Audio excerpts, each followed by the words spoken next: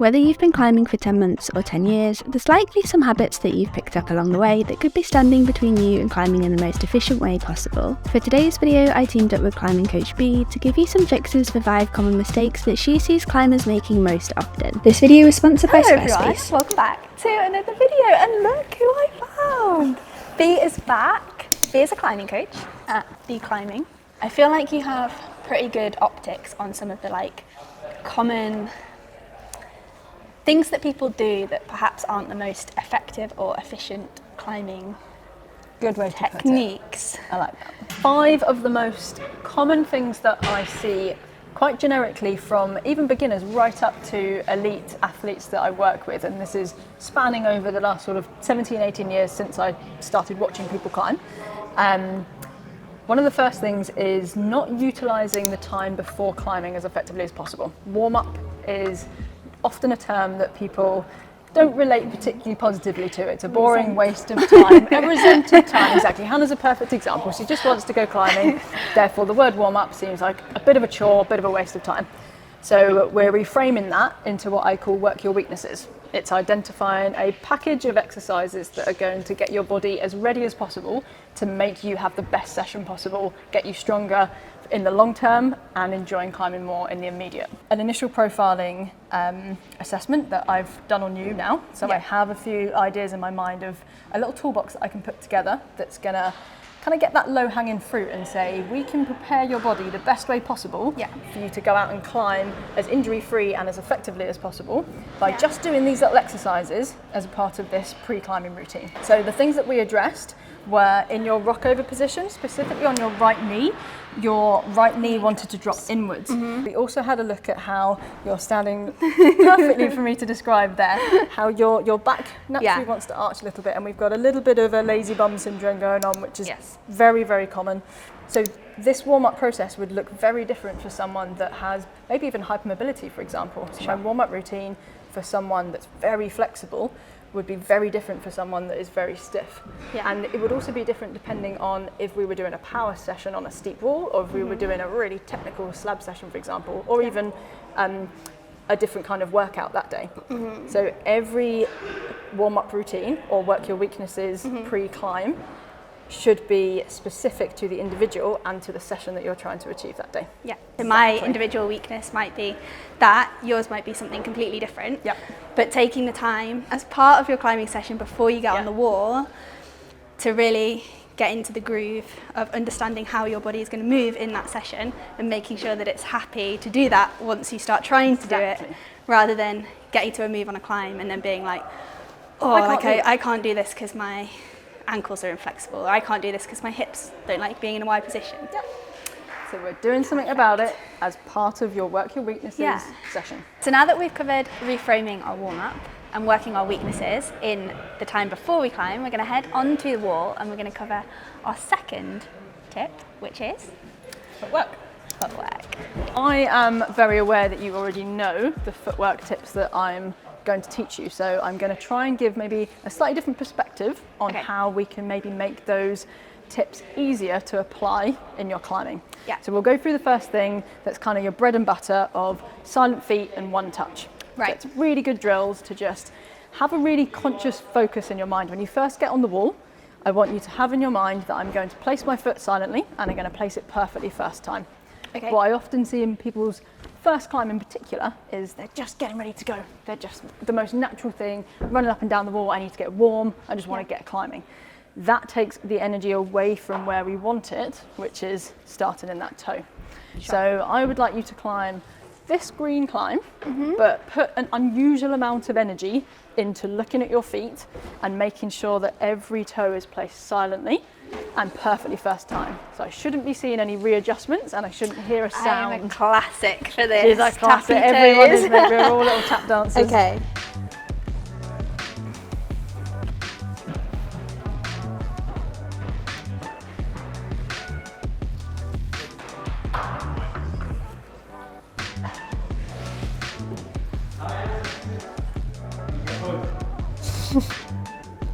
Good, well worked out. What I'm really glad you did at the top there is when you stepped your foot high, you then went If I try and bring my right foot up now, it's going to be real stumpy.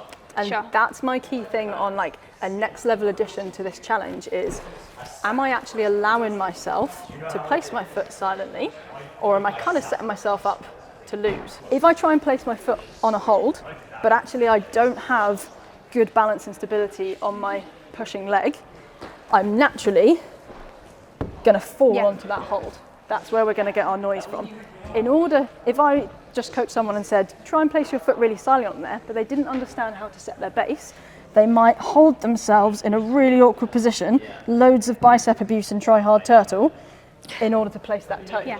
We're getting the energy into the feet, but we're also training ourselves that in order to do good footwork, I have to climb really inefficiently and quite badly. So in fact, my first thing to focus on here is, am I in a nice relaxed balanced position? You'll often see people palm against the wall for maybe a first step. So it might be that actually when I first place, in order to get in balance, I'm shifting my centre of gravity over the pushing foot, getting that control, and then placing the toe. Yeah. Shifting, pushing, in balance, and place. And it's that level of precision where you almost feel a bit like a ballet dancer. You're almost in like a little flick, point, and place. Thinking about where my centre of gravity is going before I grab the hold. And then here, this is where you went up, which is a nice kind of hip opening stretch. But if at that point I try and get my right foot up, really hard to do that accurately. So what you did beautifully was you shifted your weight, you placed that foot, shift the weight, place that foot. So you then kind of, again, as I'm always going to say, you're killing two birds with one stone again. We're thinking, not only are we getting our footwork better, we're thinking about setting our base and what our centre of gravity is doing. We're going to sort of add a concept here that I call nose over toes. Okay. It encourages the centre of gravity to move over the pushing foot. I call it nose over toes more because it rhymes. It's actually kind of belly button over toes. Okay. But kind of where our head goes, our body's going to go. So we're initiating that movement by nose over toes, finding the balance point, engaging, and then placing. I thought that I would do this section of the video in a slightly different location just to keep things interesting. I have a few orders to pack for the Hannah Morris Bouldering shop, so I am going to walk you through a few orders. Also, this part of the video is sponsored by Squarespace. Squarespace is the website hosting platform that we use to host hannahmorrisbouldering.com. I'm going to get the t-shirts that I need to pack whilst I talk you through one of the features that we have been using most recently. The dog's down here. Let me show you the dog. Hey!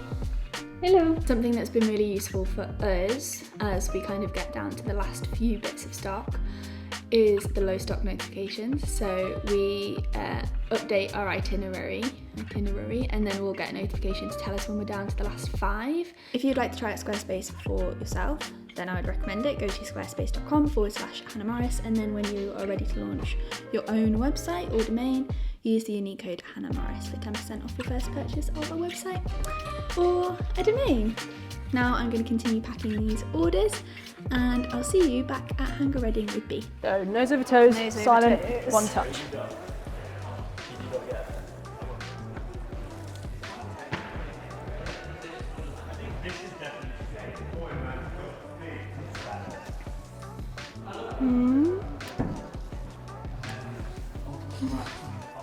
If you can be silent and if you can place perfectly, then you're doing well. If you're holding a lot of strain in your body and you're unable to place it perfectly, then you know that you've got to think about something else. So it's another kind of self-coach tip.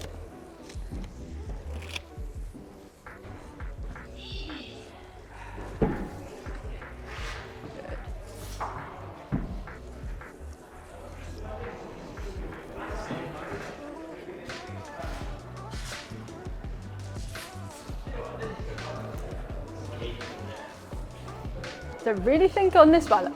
If you were to lead throwing your nose over your toes, would you then be able to get your belly button over that right foot and push up? Yeah, and now big push with the right leg. So if we were to now look at a climb that was a little bit steeper, we're gonna have even more focus on setting that base because gravity's gonna be working against us a little bit more. Yeah. So let's have a look at what this drill looks like on something like this green. So it's quite steep, there's lots of different angles and holds and areas to think about. Try and still apply your one touch and your silent feet. And we're just gonna look at how are you setting your base and are you giving yourself the best chance to give a tick in the box on both of those challenges.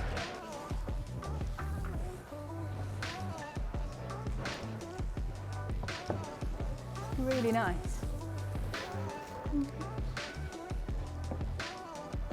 If you do hear it, try and be really strict on yourself and force yourself to do that move again. So it was a very small tap, but if you hear yourself make a little noise, just be like, I'm just going to quickly make that placement again.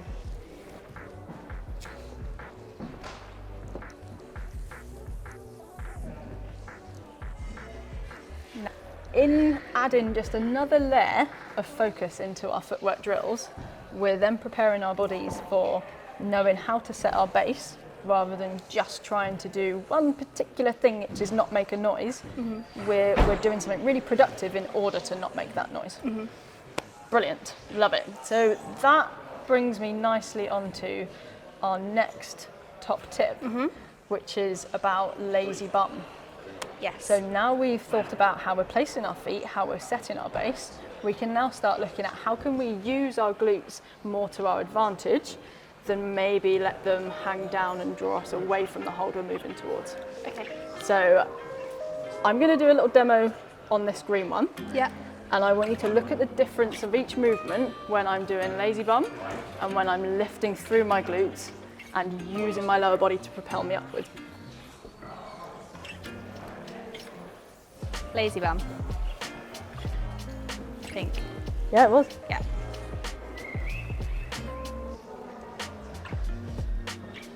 Lazy bum.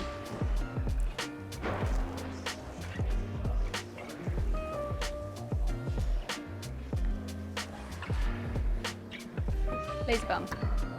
Oh. So hopefully you're noticing that when I engage my glutes and I don't do lazy bum, I'm able to miss out Yeah, holds you get so because much more height. It's so easy. Non-lazy bum. I'm getting so much height Yeah. that I could reach past these holds. So I would like you to make an effort to feel the difference between what you achieve with lazy bum and what you achieve with that really nice high zipped up position that we were practicing during your work your weaknesses warm up. Yeah. Really good. Just for fun, do a couple with lazy bum and see what it feels like. Feel how much you have to pull to get to that hold. Yeah.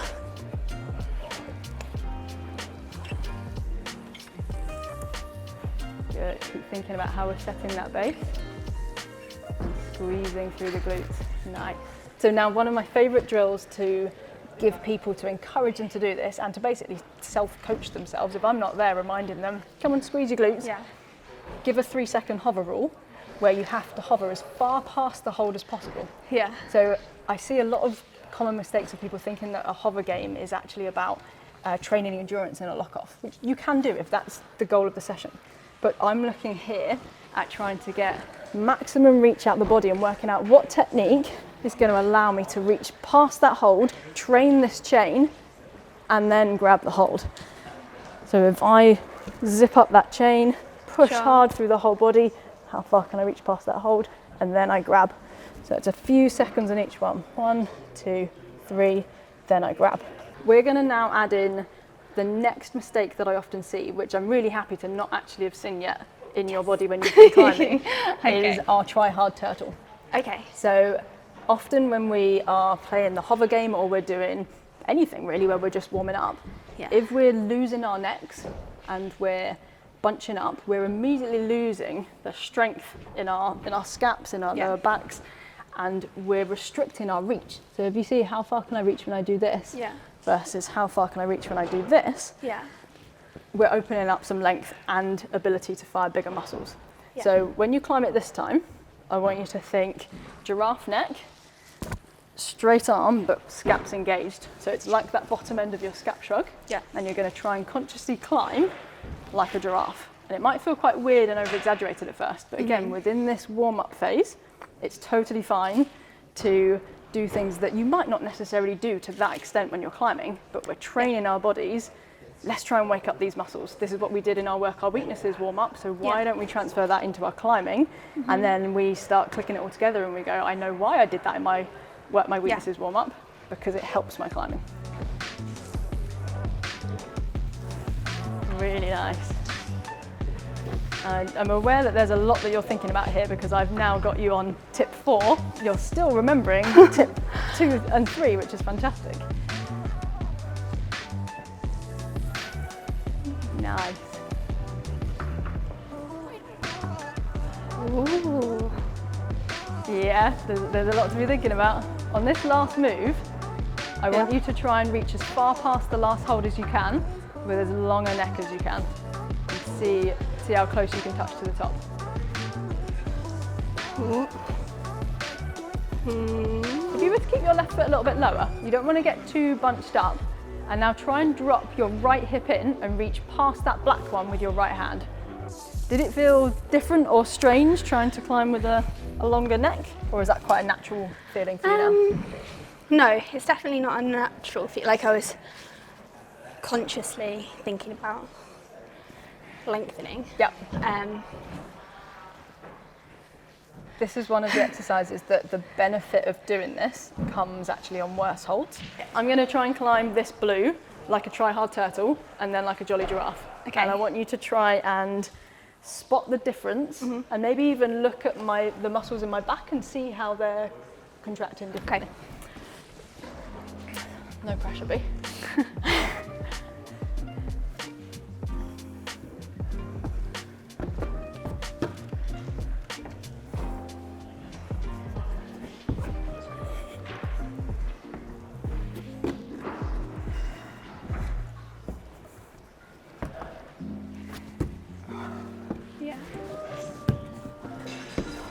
Yeah. Okay. Yeah. Hopefully that was quite clear. Yeah, it's immediately clear to see how much reach you lose and how much more powerfully you have to move to compensate for that lack of distance. Yep.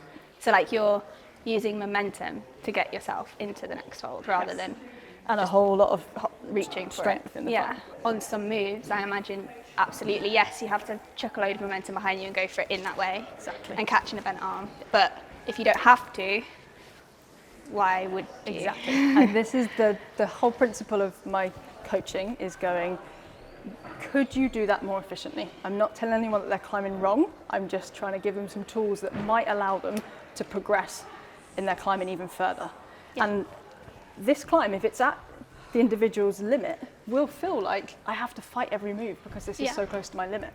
But what I want to do is give them the tools to practice these skills below their limit. Yeah. And then gradually they'll start trickling out closer to their limit and their limit will then go higher. Yeah. And then they'll be able to try other things. I still try hard turtle at my limit. Of course I do. If I'm on a project, I'm nailing it sometimes. But it doesn't mean that I've pushed that ceiling higher and higher and higher because I'm building my base beneath me.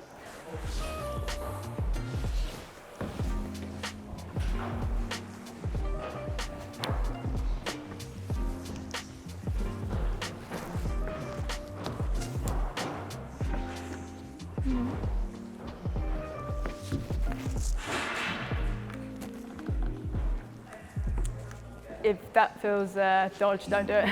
I totally forgot. There was the right hand grip. I tried to go like this and then I thought, not worth it. maybe not. What did you notice, if anything, even on the first move that you did? I think I thought I was being smarter than I am.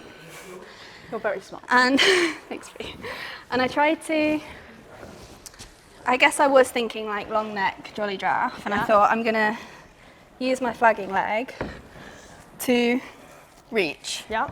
But then I was a bit From the first move, because you wanted to start like this, you then set yourself up for a little bit of a tricky foot swap. Sure. It's then a little bit more energy that you're then putting through your arms to then come into this move. Whereas if we're practicing our inside edge flags, we've then got that part of our brain that goes, do I have to start on an outside edge? Or could I start that movement on an inside edge, which then leads me really nicely into that move. Or into, I think, I came up into that. Yeah. And that kind of leads me to my next common mistake that I see is the underuse of the inside edge. It's very hard to know when should I do an inside edge flag, an outside edge flag, a rock over, when should I be jumping? Yeah. And that's a very broad question in itself, but this move was a really nice opener to that question, in that we could see quite clearly on that footage, if you started on an outside edge, you then had to do a foot swap to achieve the next move. Yeah. Whereas if you didn't need to do an outside edge there, you saved yourself a move. So if we drill drop knees, inside edge flags and outside edge flags, when we approach this climb, the ideal end goal for my clients when I teach them the pyramid theory is that they can almost, without even having to think about it, visualize that pyramid and go, this is what I've got available, this is the answer to that problem. That takes lots and lots of practice, and I will spend hours and hours and hours working with people in order to get them to that point. But the theory, if it's drilled in, will then in practice work when you're ready for it. On steeper ground is when we're going to most likely find those flags and those drop knees. I think when I give tips about drop knees and inside edge flags, people sometimes think, Bee's telling me that I should always do inside edge flags and keep my arms straight. That doesn't always work. Those principles need to be drilled in so that they're in your back pocket, they're in your toolbox. We know how to do them, our body's being trained in how to do them as efficiently as possible. It doesn't mean we do them all the time, it means that they come out when that root setter's given us a problem that will be solved by that tool. We need to also have rockovers in our toolbox, we need to have dynos in our toolbox, we need to have deep locked off gastons in our toolbox. We can't be weak in this position, but we also don't want that to be our only default. So we practice drills with straight pivoting arms. We also practice drills with deep rockover lock-offs. Here we have a perfect example of when we have to rock over. They've actually specifically set it for this purpose. If the holds, do you remember me teaching you the bucket theory? Yes, and the direction of how your hand's going to come into the hold, dictating how your base is set beneath it. And which hand you would hold that hold with. So for example, a hold that if there was water in it, the water would pour out to the left is going to be a most comfortable left hold. And if the water was pouring out to the right, it would be a more comfortable right hold like this one. However, we've been given two holds slanting in the same direction. So both hands are going to end up pulling down to the left, which means this top one, because I've got a right hand on a left hand bucket, is going to naturally be pulled into that rock over locked off position. We don't necessarily, because we're on a slab, have to put a lot of weight into that locked off arm. So a mistake that people might make in a rock over is they're still going to maybe pull up into this position and be like, okay, cool, bums out, weights on the arm. Whereas because we're on a slab, this is the perfect time to practice rock overs because gravity's working in our favour. Even though the arms are bent, I've got less than a pad of one finger on that hold and I can get that hold. So when the hold is a left hand bucket for a right hand, we're going to be forced into that rock over position and into that gaston, but we're going to make sure that our knee is tracking over our toe like we talked about earlier in our warm up. Our belly button is coming over the foot, nose over toes and pushing up. Nice. So you could probably rock over so far that you got all the way up to that next one. Nice. Cool. So on this climb, I want you to continue doing the climb and have a think about what we were talking about earlier about where your knee wants to go. And are you able to squeeze your glutes a little bit when you're on a slab and when you're rocking over and think, can I help track my knee over my toe if I squeeze my bum? So bring your knee over your toe. Think about squeezing your glutes and doing that same flat back thing that we did earlier. So almost tilt your pelvis into the wall and see if it helps you get your belly button closer to the wall.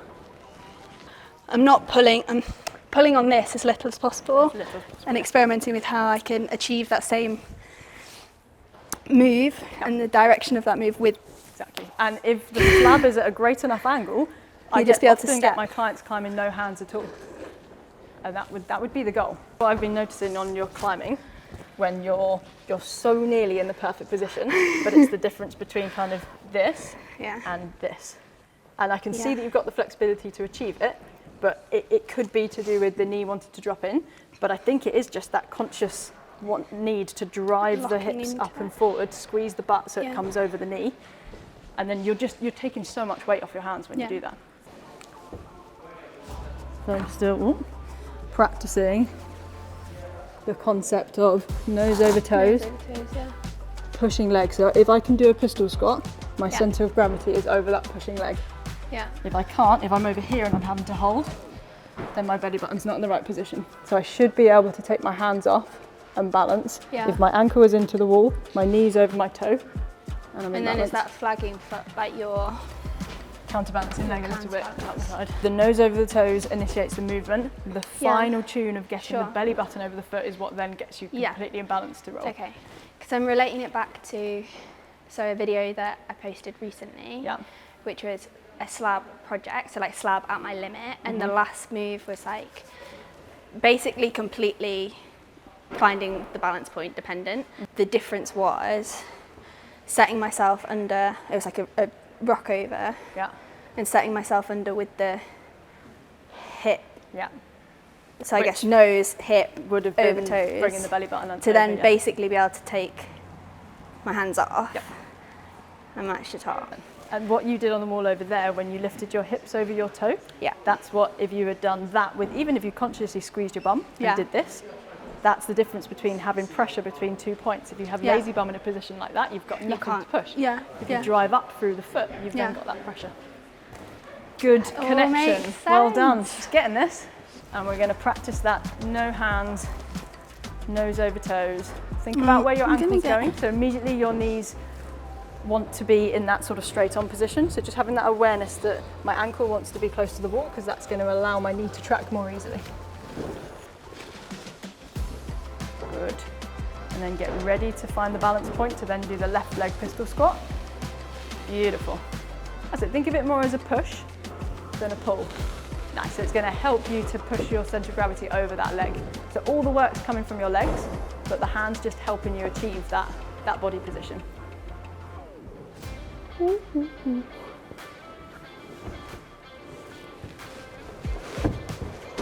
Yeah, good choice. So little steps on this is really key. We don't want to try and take big steps until we've got to the point where we're trying to push that. Good. You're navigating your hips well, so think, where does that knee need to go in order to get your belly button over your right toe? Got a delightful blue hold in the way there, so we're going to need a little bit of help. Good. And then feel the pistol squat strength. Squeeze your bum as you push up, hips into the wall at the end of the movement. Nice. Play around with what's the easiest position for me to go no hands on this slab. Is it actually bum out and head in? It's kind of sink onto the left, like squeeze the right glute. Cool. Straighten this leg to allow myself to like lock into this. Cool. And now try it with your bum out but your head in, and bend your right knee slightly, and see if you can still maintain that balance with your hips out as long as your head stays in. This is an intuitive learning thing, because everybody is different. There's no point in me saying this is what you should do. You need to discover what your body should do.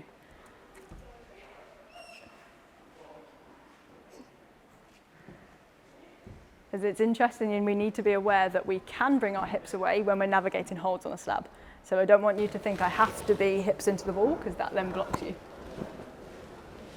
So can you navigate your tummy around that grey hold so that it doesn't knock you off? So we're almost going to hollow out, similar to what we did when we were doing that core work. Imagine you're pulling your belly button into your spine and slightly arching your back, but your head stays in close. So strength-wise, technique-wise, psychology-wise, your confidence and trust in your footwork, your body positioning, it's all being ingrained. Every second you do drills like this, your body is learning more. So when might we have to use a rock over on steeper ground? Our go-to, when possible, will be to twist and use our drop knees and our flags. But when might we have to come into a deep rock, or perhaps start doing more dynamic dynos when we're on steeper ground? Would it be when you've not got, when the distance between the handholds is greater than you can span? Yeah, so we'd have to go dynamically if we can't reach the hold, for sure. So if your bucket, if you're on a left hand bucket for your right hand, I'll give a demonstration. It's all about the body position and being able to lay back. So for example, if I had this hold here, and it's my left hand, it's a left bucket, and I want to go in this direction. This is happy days.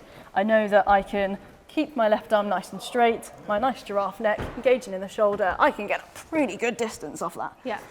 Whereas if I had only that hold available, and I needed to go in that direction, I wouldn't be able to lay back off that hold very comfortably. If I tried to hang on that, oh, it's horrible. So not a comfortable left hand. So what I'm going to have to do is take that as a bit of a gas, and I'm going to try and get to that grey one. But it does mean that I have to look, and I have to do something a little bit more dynamic.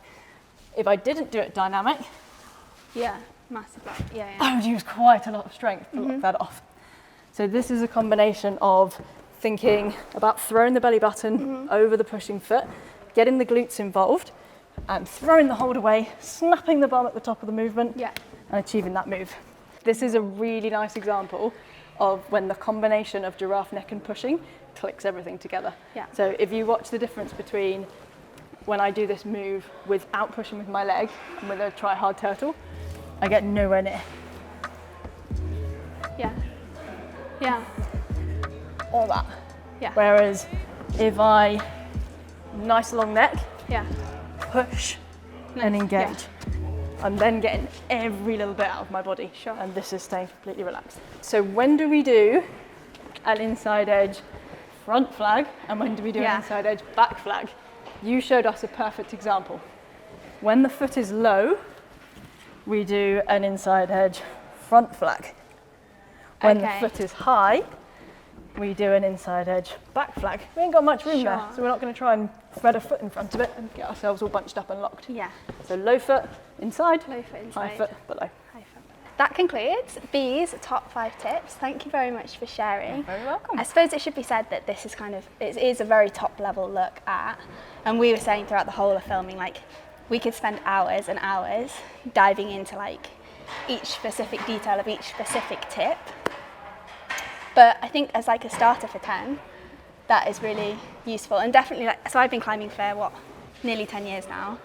And I think the longer you climb, maybe the more bad habits you ingrain. And it's for like every level of climber so important to go back to those basics and address maybe what you're not doing in the most efficient way. If you want to get in touch with Bee for some in-person coaching, then please do. You can find all of Bee's details in the link in the description of this video, as well as some other links to Third Rock. Oh yes. Bee's t-shirts. I do have Let's let's get them all in. I do have a discount code for all Bee climbing and now Hannah Morris as well followers, where you can get 30% off all Third Rock stuff. If you use the link below, it is an affiliate link, so you'll support me as well if you wish. If you want to just go via their website, you can still use my code and get 20% off with BROCK20.